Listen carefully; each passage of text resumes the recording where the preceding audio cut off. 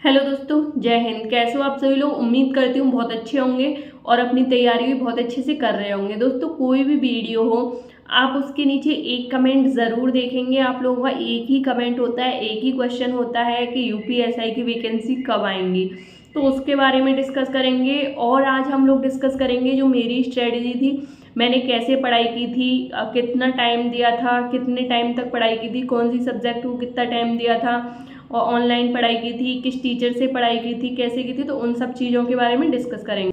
तो सबसे पहले मैं आप लोगों को थोड़ा सा अपना पढ़ाई का बैकग्राउंड बता देती हूँ, जिससे कि आप लोगों को थोड़ा सा आइडिया हो जाएगा। मैंने एमएससी और डीएलएड किया हुआ है। उसके बाद मैंने यूपी पुलिस 2018 में जो कांस्टेबल वाला एग्ज़ाम हुआ था वो मैंने दिया था, 41,520 वाला, जिसका अक्टूबर में रिजल्ट जिसका एग्ज़ाम एक बार जून में हुआ था, एक बार अक्टूबर में हुआ था, वो कैंसिल हो गया था। फिर उसकी ज्वाइनिंग थी 2019 में, मई के महीने में ज्वाइनिंग थी, जो मैंने ज्वाइन नहीं किया था। और फिर इस बीच कोरोना वगैरह आ गया और मैंने यूपी टेट वगैरह और सी टेट वगैरह के एग्ज़ाम्स दिए थे, दो बार दोनों के दिए थे। अच्छे मार्क्स थे उसमें, मतलब अच्छे से क्वालिफाई किया। तो फिर 2021 आया। 21 में मेरा 30 से 31 जनवरी को मेरा सी टेट का एग्ज़ाम था। उसके लिए मैंने एक महीना पढ़ाई की थी। सी टेट के लिए ही पढ़ाई की थी मतलब 2021 में जनवरी में, और किसी एग्ज़ाम के लिए पढ़ाई नहीं की थी। फिर रीट की वैकेंसीज आ जाती हैं, क्योंकि इसकी वैकेंसी का कुछ पता नहीं था ना। 2019 से यही कहे जा रहे थे कि आ रही हैं, पता नहीं कब आएंगी। तो बैठे थोड़ी रहते, तो अदर एग्ज़ाम्स आ रहे थे, तो रीट का एग्ज़ाम आ रहा था, तो उसकी तैयारी करने के लिए मैं बुक्स वगैरह अच्छे से खरीद लाई थी, सब कुछ देख के। तो वो मैंने पढ़ाई भी की थी, जैसे कि फरवरी में बुक्स खरीद के लाई थी, 20-25 दिन बहुत अच्छे से पढ़ाई की थी। तो 25 फरवरी को यूपीएसआई का नोटिफिकेशन आ जाता है। तो फिर मैं थोड़ी सी कंफ्यूज हो जाती हूँ कि किस चीज़ की तैयारी करनी चाहिए, यूपीएसआई की करनी चाहिए या फिर रीट की तैयारी करनी चाहिए। तो क्योंकि उसकी भी मैं बुक्स वगैरह खरीद लाई थी, तो लगभग एक वीक की लगभग मैं थोड़ा सा कंफ्यूज रहती हूँ। फिर मैं लास्ट में डिसाइड करती हूँ, नहीं मैं यूपीएसआई की तैयारी करूँगी। तो फिर उसकी बुक्स वगैरह मैं खरीद के लाई। सबसे पहले प्रीवियस ईयर पेपर खरीद के लाई। प्रीवियस ईयर पेपर बहुत ज़्यादा ज़रूरी है।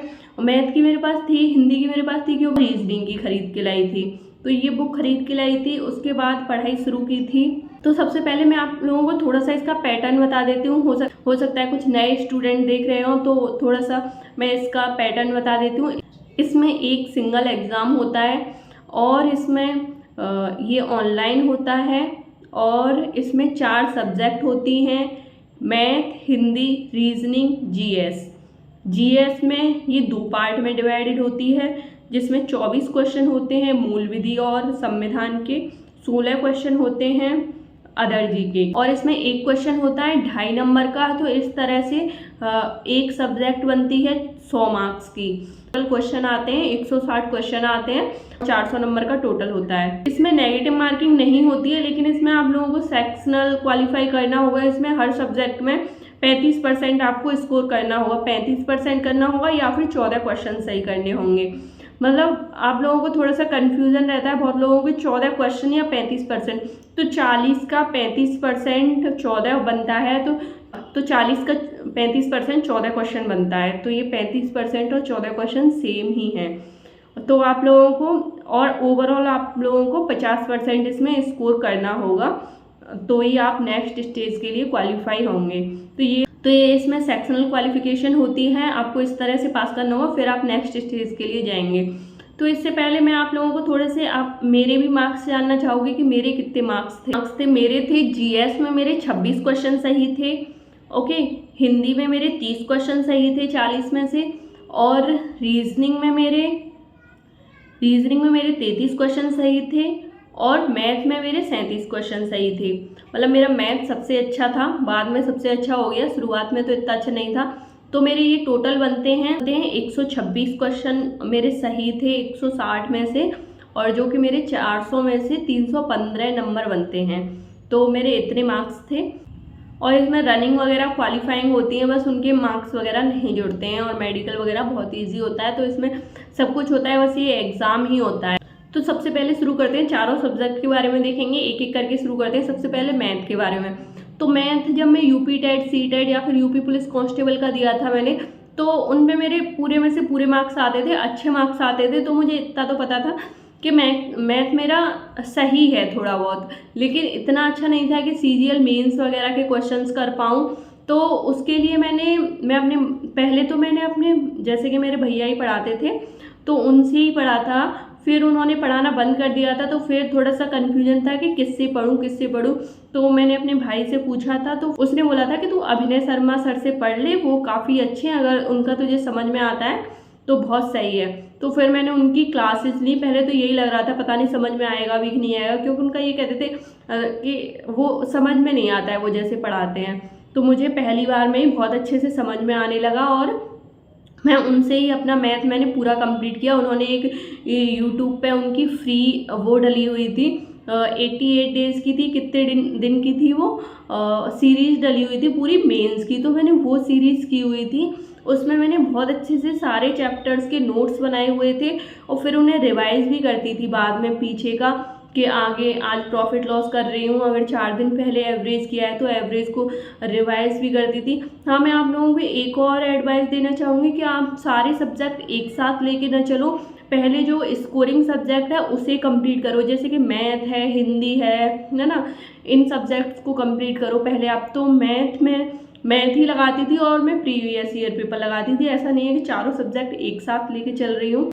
चारों सब्जेक्ट हमें एक साथ लेके चलनी है, लेकिन वो बाद में लेके चलनी है, अभी नहीं लेके चलनी। जब तक हमारा सिलेबस कंप्लीट नहीं हो रहा है तब तक हमें चारों सब्जेक्ट एक साथ लेके नहीं चलनी है। तो इस तरह से मैंने धीरे धीरे अपने मैथ का सिलेबस कंप्लीट किया था। मैथ में फिर मैं क्वेश्चंस करने लग गई थी। मैं सारी क्वेश्चंस मुझे आते थे, लेकिन मुझसे स्पीड नहीं आती थी। जैसे कि 40 क्वेश्चन थे और 40 क्वेश्चन रीजनिंग के थे, तो ये 80 क्वेश्चन बनते हैं और 120 मिनट हैं, और बाकी के 80 क्वेश्चन अदर सब्जेक्ट के भी थे। तो स्पीड नहीं आ रही थी मेरी। तो उसके लिए मैंने काफ़ी सारे ऐप होते हैं तो उन ऐप्स का भी सहारा लिया था मैथ के लिए, कि वो ऐप से मतलब उसमें 7 क्वेश्चन होते हैं, 10 मिनट होते हैं, या फिर 10 क्वेश्चन होते हैं 7 मिनट होते हैं, ऐसे कुछ होता है।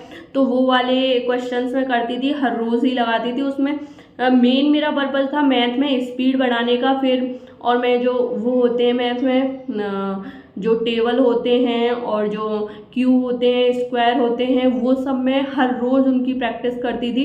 मतलब याद नहीं करती थी मैं, बस पढ़ाई स्टार्ट करने से पहले, मैथ स्टार्ट करने से पहले वो बस एक बार लिख के देख लेती थी। जैसे कि मैंने स्क्वायर याद किए थे वो 50 तक लोगों को याद कर लिए थे, क्यू मैंने याद किए थे 25 तक लोगों को याद कर लिए थे।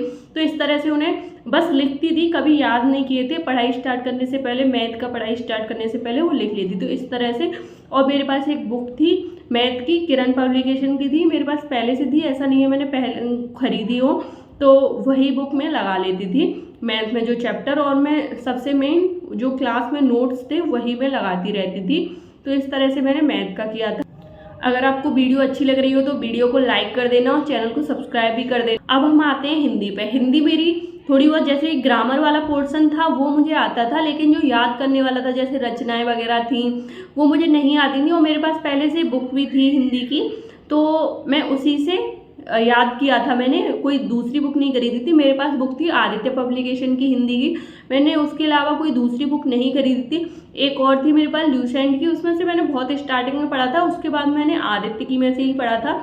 तो आदित्य की बुक थी मेरे पास, और उसमें से मुझे ग्रामर वाला पोर्शन आता था, लेकिन मुझे याद करने वाला वो नहीं आता था। तो वो मैं उसे हर रोज़ 1 घंटे देती थी और याद करती थी। और हिंदी में जैसे कि मुझे जो चीज़ नहीं आ रही है, जैसे कि मुझे अलंकार नहीं आ रहे हैं, तो मैं, ऐसा नहीं है कि मैं हिंदी की हर रोज़ क्लास ले रही हूँ। मुझे अलंकार नहीं आ रहे, मैंने अलंकार वाला चैप्टर पढ़ लिया। ये नहीं है कि मैं आज भी क्लास ले रही हूँ, कल भी ले रही हूँ, परसों भी ले रही हूँ। मैथ की हाँ मैं लेती थी क्योंकि मुझे मैथ करना था, बाकी की हिंदी की ऐसे नहीं लेती थी मैं क्लास। फिर उसके बाद आई थिंक हिंदी भी कंप्लीट हो गई होगी आप लोगों की। फिर हिंदी के बाद अब हम आते हैं रीजनिंग पे। तो रीजनिंग का भी मेरा सेम था, मैं प्रीवियस ईयर पेपर लगाती थी, तो उससे मुझे पता चल गया था कि उसमें घड़ी, कैलेंडर वगैरह ये सारे चैप्टर्स भी आते हैं जो मुझे नहीं आते हैं। तो मैंने उनके अच्छे से नोट्स बनाए थे। मतलब जो आपको नहीं आता है, आपको भले ही सीरीज़ नहीं आती है तो सीरीज़ करिए, और कोई चीज़ नहीं आती है और कोई चीज़ करिए। मतलब जो टॉपिक मेरे वीक थे तो मैंने वो टॉपिक्स किए हुए थे यूट्यूब पे। उसकी भी ऐसा नहीं है हर रोज़ के मुझे पूरी रीजनिंग ख़त्म करें। जो चैप्टर्स मुझे नहीं आते हैं, मुझे घड़ी नहीं आता, मुझे कैलेंडर नहीं आता, तो मैंने उनके नोट्स बनाए हुए थे, उनके क्वेश्चन सॉल्व किए हुए थे, और जो बुक मैं खरीद के लाई थी उसमें से फिर उन क्वेश्चंस की प्रैक्टिस कर लेती थी। तो इस तरह से मैंने रीजनिंग की हुई थी। रीजनिंग के बाद अब जीएस पे आते हैं। जीएस में मैंने, जैसे कि आप लोगों को डर होगा मूल विधि, ऐसे हम लोगों को भी था कि क्योंकि 24 क्वेश्चन मूल विधि और संविधान में से आ रहे हैं, बाकी की जीके में से 16 क्वेश्चन आ रहे हैं, तो बाकी की जीके तो मैंने छोड़ ही दी थी कि इसमें से तो मुझे आता है जितना आता है, नहीं आता। तो मैंने पॉलिटी बहुत अच्छे से की थी। पॉलिटी के लिए मैंने क्या किया था, पॉलिटी के लिए सबसे पहले मैंने यूट्यूब पे ही फ्री क्लासेस होती हैं, आप किसी की भी क्लास ले सकते हो, लेकिन आपको पूरी क्लास लेनी होगी। उसके बाद मैंने वो अपने अच्छे से नोट्स बनाए हुए थे, उसके पॉलिटी के नोट्स बनाए हुए थे। फिर मैं 3 चीज़ों से पढ़ती थी। वो स्टार्टिंग में ही मैंने सिलेबस कंप्लीट करके वो क्लासेस लेना बंद कर दिया था। फिर मैं पढ़ती थी ऐसे कि मैं ल्यूसेंट की लेती थी, ऑब्जेक्टिव वाली, सब्जेक्टिव वाली, और जो मेरे नोट्स होते थे उनसे। तो मैं तीनों चीज़ों को लेके बैठती थी। इस तरह से मैं फिर एक और कॉपी में लिखती थी। मैं 3 चीज़ों से नोट्स लेके फिर मैं एक और अलग कॉपी में पॉलिटी, जैसे कि मैंने राज्यसभा पढ़ी तो मैंने उसमें से भी पढ़ ली, ल्यूसेंट, सब्जेक्टिव, ऑब्जेक्टिव, और मेरे जो नोट्स हैं तीनों चीज़ों में से पढ़ के फिर मुझे जो भी याद आ रहा है, जो भी सब कुछ इंपॉर्टेंट लग रहा है, क्योंकि मैं नेक्स्ट टाइम जब इसे रिवाइज करूँ तो मैं तीनों चीज़ों को लेके ना बैठूँ। एक और मैंने फिर नोटबुक बना ली थी जिसमें मैंने सब कुछ लिख लिया था इन तीनों का ही। तो इस तरह से मैंने पॉलिटी अपनी बहुत अच्छी कर ली थी। और मूल विधि का मैं आप लोगों को बताऊँ, मूल विधि पढ़ने की कोशिश तो की थी, लेकिन इतना वो ज़्यादा पढ़ी नहीं गई। और मैं आप लोगों को बताना चाहूँगी कि उसमें 30 से 34 एक्ट होते हैं, उसमें ज़्यादा आप ध्यान ना ही दो तो ज़्यादा अच्छा है, क्योंकि उसमें आप महिलाओं से रिलेटेड, बच्चों से रिलेटेड वो वाले एक्ट कर लो। बाकी का हर एक्ट में सोचो कि किसी में 30, किसी में 40, किसी में 50, किसी में 100 धाराएं होती हैं। और आईपीसी, सीआरपीसी जो अब बीएनएस और बीएनएसएस बन चुके हैं, उनमें तो 400-400, 500-500 धाराएं होती हैं। तो इतना याद नहीं हो पाता उस टाइम पर, तो नहीं लगा था याद हो पाएगा। तो कुछ एक्ट पढ़े भी थे लेकिन वो याद नहीं रहे, फिर उन्हें पढ़ना ही बंद कर दिया। तो मूल विधि मैंने बहुत अच्छे से नहीं पढ़ी थी। मैंने कुछ एक्ट किए थे, हाँ, जैसे कि SC/ST एक्ट, OBC एक्ट, मानवाधिकार एक्ट और IT एक्ट भी किया था। और मैंने IPC बहुत अच्छे से कर ली थी। IPC में मुझे सारे चैप्टर, सारी धाराएं याद थी। मैंने CRPC नहीं की थी, तो मैंने उसमें से तो मैंने मूल विधि में से जो सेलेक्टेड वो ही किए थे। तो मैंने मूल विधि में से सेलेक्टेड चैप्टर्स ही किए थे, सेलेक्टेड एक्ट ही किए थे। तो आप लोगों को अभी ज़्यादा ध्यान देने की ज़रूरत नहीं है। अभी आप लोग उन्हीं चीज़ों पे ध्यान दो जो बहुत ज़्यादा ज़रूरी हो। जैसे कि मैथ आपका सिलेक्शन दिलवाएगा। मेरे मैथ में काफ़ी सही मार्क्स थे और मैंने जितने भी एग्ज़ाम दिए उनमें मेरे मैथ में अच्छे ही मार्क्स आए हैं। इसमें मेरे 40 में से 37 क्वेश्चन सही थे। उसमें से मेरे मैथ में 5-6 क्वेश्चंस उसके भी आए थे रीजनिंग के। तो मेरे रीजनिंग में 2 क्वेश्चन गलत हैं और मेरा मैथ में 1 क्वेश्चन कैलकुलेशन की वजह से गलत हुआ। इस तरह से मेरे 3 क्वेश्चन गलत हुए। और हाँ, मेरी मैथ के कंपैरिजन में रीजनिंग इतनी अच्छी नहीं है, लेकिन हाँ मैथ में अच्छे मार्क्स आते थे। और मैंने हिंदी में भी पढ़ाई बहुत की थी। मैंने ये जो रचनाएं वगैरह होती हैं काफ़ी याद की थी, लेकिन कुछ अलग ही आ गई थी। तो नहीं, कुछ तो वो थोड़ा सा तो अलग देते ही हैं। तो हाँ, ठीक था। जो लड़कियों की कट ऑफ गई